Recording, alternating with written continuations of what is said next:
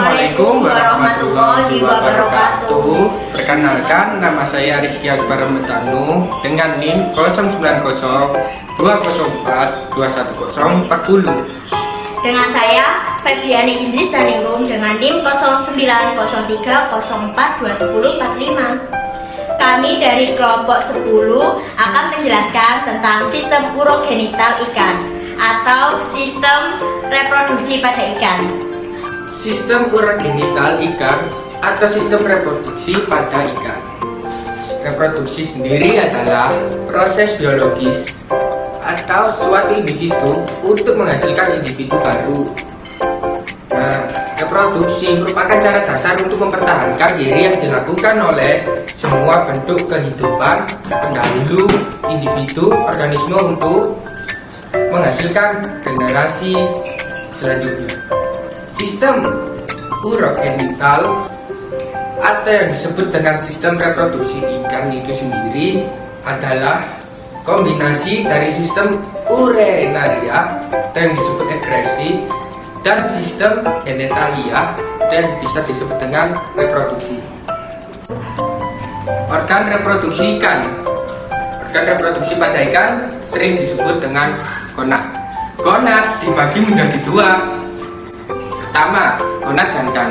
Gonad jantan terdiri sepasang tesis yang pada umumnya lonjong, halus, dan berwarna putih atau kekuningan.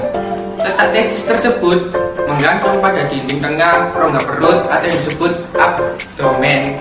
Berat tesis saat matang mencapai 12% dari berat tubuh ikan. Tesis sendiri berfungsi untuk menghasilkan spermatozoa yang akan dialirkan ke saluran sperma atau yang disebut dengan vas deferens menuju lubang urogenital. Lubang urogenital sendiri adalah lubang tempat bermuaranya saluran kelamin dan saluran urin, sehingga melalui lubang urogenital inilah spermatozoa akan dikeluarkan.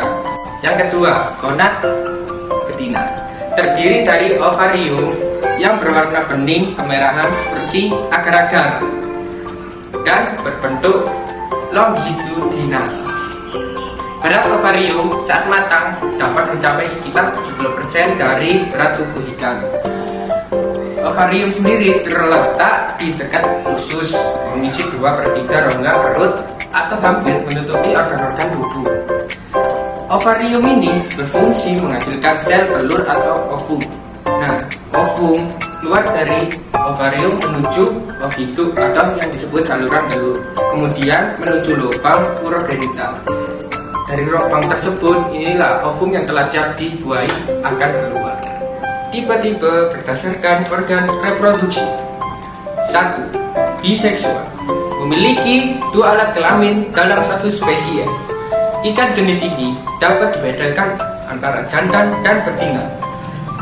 Nah, dengan melihat ciri seksual primer dan sekunder ikan, ciri seksual primer hanya dapat dilihat dengan melakukan pembedahan dan melihat pada organ reproduksinya. Sedangkan ciri seksual sekunder dapat dibedakan dengan melihat ciri morfologi ikan tersebut. Yang kedua, uniseksual, memiliki alat kelamin tunggal. Untuk beberapa spesies ikan ini, penentuan jenis kelaminnya mudah dilakukan karena semua individu berkelamin betina. Yang ketiga, hermafrodit, memiliki alat kelamin ganda. Hermafrodit dibagi menjadi 3. Pertama, sinkroni, merupakan golongan ikan yang gonadnya terdapat sel kelamin jantan dan betina yang dapat aktif secara bersamaan. Yang kedua, protandi. Protandi merupakan golongan ikan yang dalam hidupnya mengalami perubahan jenis kelamin dari jantan ke betina. Yang ketiga, protogini, merupakan golongan ikan yang dalam hidupnya mengalami perubahan jenis kelamin dari betina ke jantan. Cara reproduksi pada ikan terbagi menjadi 3. Yang pertama, ovipar atau bertelur adalah sel telur dan sel sperma bertemu di luar tubuh dan embrio ikan berkembang di luar tubuh sang induknya. Yang kedua, vivipar atau melahirkan adalah kandungan kuning telur sangat sedikit pada ikan vivipar. Perkembangan embrio ditentukan oleh hubungannya dengan plasenta dan anak ikan menyerupai induk dewasa. Yang ketiga, ovovivipar adalah sel telur cukup banyak dan mempunyai kuning telur. Embrio berkembang di dalam tubuh ikan induk betina dan anak ikan menyerupai induk dewasa. Fertilisasi atau pembuahan. Fertilisasi atau pembuahan ditandai dengan pelumuran gonad jantan dan gonad betina. Proses fertilisasi pada ikan ada dua cara, yaitu yang pertama fertilisasi internal terjadi di dalam tubuh induk. Yang kedua fertilisasi eksternal, yaitu terjadi di luar tubuh induk. Fertilisasi eksternal secara umum yaitu ikan vivipar atau ikan bertelur akan melakukan fertilisasi eksternal. Ikan jenis ovipar mengeluarkan telur dari dalam tubuhnya untuk dibuahi oleh jantan. Proses pembuahan sel telur oleh sel sperma berlangsung di luar tubuh ikan. Pada saat ikan betina bertelur mengeluarkan ovum, ikan jantan mendekati telur-telur tersebut sambil mengeluarkan spermatozoid.